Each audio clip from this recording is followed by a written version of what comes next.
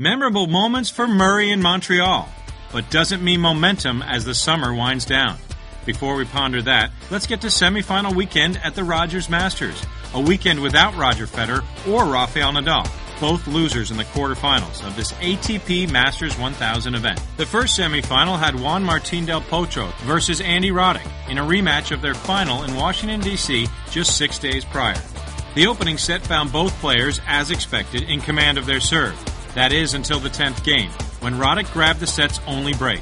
The American held at 5-4, giving him the one-set lead. But Del Potro's confidence of late has been soaring, thanks to a 9-match win streak. He rebounded nicely in the second set, jumping out to a 3-love lead. The fans in attendance were treated to a gripping third set, as Roddick regained his bold style, and both players showed impressive nerve battling for every point.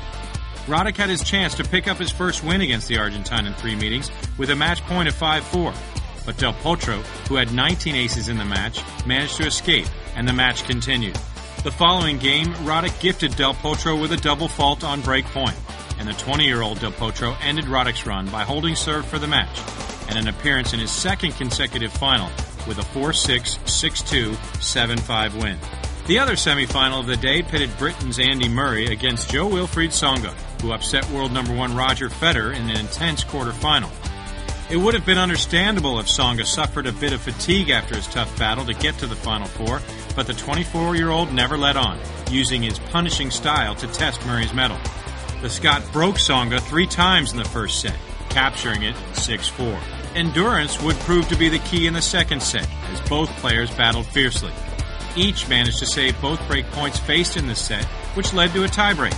But Murray's resolve prevailed once again, saving the set both times, winning the last 3 points, and booking him a spot in his 6th final of 2009. The final featured Murray versus red-hot Del Potro. Neither was threatened at the service line, and with no breaks in the opening set, it led to a tiebreak. Del Potro wrestled the lead away and didn't surrender it, taking the tiebreak 7-4.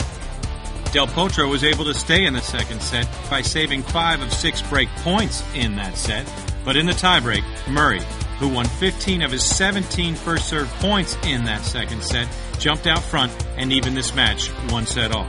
By the third set, Del Potro was showing the weariness of his 9th match in 13 days. Murray took command of the set and forced Del Potro to expend more energy. The Argentine was able to win just 9 points in the set, and Murray cruised to capture his 13th singles title and his 5th in 2009. Andy Murray moves to a new career-high ranking, taking over number 2 from Rafael Nadal, ending the 4-year dominance of Federer and Nadal in the top 2 positions. With 4 weeks down and 2 left to go, the standings in the Olympus US Open Series Bonus Challenge finds Juan Martin Del Potro alone in first place. Sam Querrey occupies the 2nd position, followed closely by Andy Murray in 3rd with 100 points. Next up for the men is a short hop back to the U.S., to the Western and Southern Financial Group Masters in Cincinnati, an ATP Masters 1000 event. The draw is loaded with 19 of the top 20 scheduled to appear. Television coverage can be seen on ESPN2 and Tennis Channel. And for daily updates, log on to OlympusUSOpenSeries.com. I'm Kevin Skinner. Thanks for watching this presentation of the Olympus US Open Series.